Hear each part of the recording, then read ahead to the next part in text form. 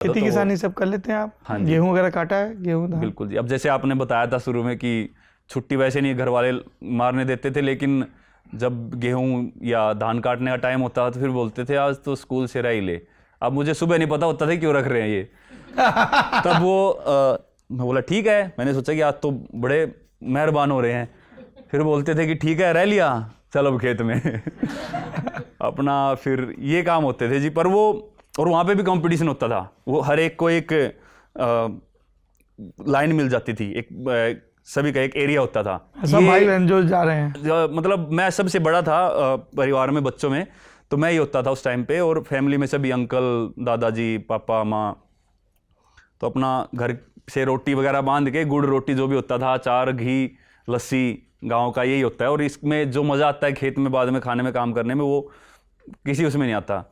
तो वो एक एरिया मिल जाता था कि ये कौन कितना, जब मैं जो एज थी उस हिसाब से मैं उसको भी ये लेता है कि जैसे मैं ओलंपिक में जेवलिन फेंक रहा हूँ। हाँ। तो मैं सबसे तेजी से काट के मतलब वो बड़ा मज़ा आता था। वो आज भी वो कंपटीशन याद आते हैं। तो जब भी मैं घर जाता हूँ या खेत में जाते हैं फैमिली के साथ, तो वो बातें हमेशा याद आती हैं कि ऐसे कंपटीशन होते थे जब वो काटते थे घास।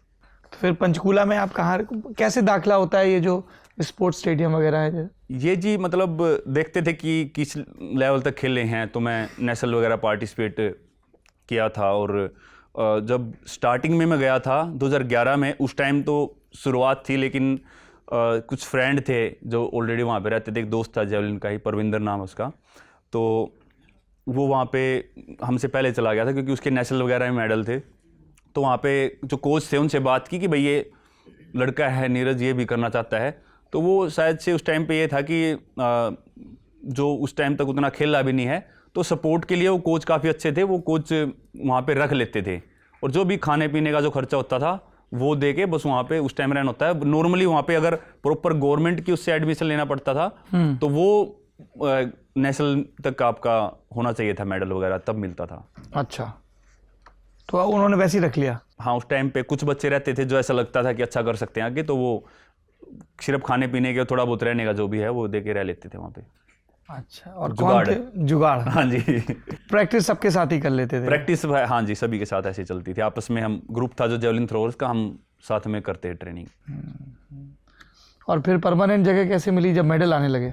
हाँ, फिर प्रॉपर ऐसे फिर तो बढ़िया रूम भी अच्छे वाला मिला फिर। तो मेन मेरी शुरुआत हुई स्पोर्ट्स की जब मैं सभी जगह खेल के, जूनियर वगैरह खेल के, फिर मैं नेशनल गेम्स खेल रहा केरला वाले, तो वहाँ पे मैंने अच्छा थ्रो किया था। मेडल तो नहीं था, लेकिन वहाँ से मुझे नेशनल कैंप मिला पटियाला में, जो हमारा NIS है। तो अपने साल की बात है? 2015 की स्टार्टिंग की। तो वहाँ पे जो हमारे सीनियर एथलीट्स होते हैं नॉर्मली सभी, तो वो वहीं पे रहते थे और ओलंपियन, कॉमनवेल्थ गेम्स और एशियन गेम्स मेडलिस्ट, तो वो वहाँ पे ट्रेनिंग करते थे। तो उनके बीच में असली शुरुआत हुई।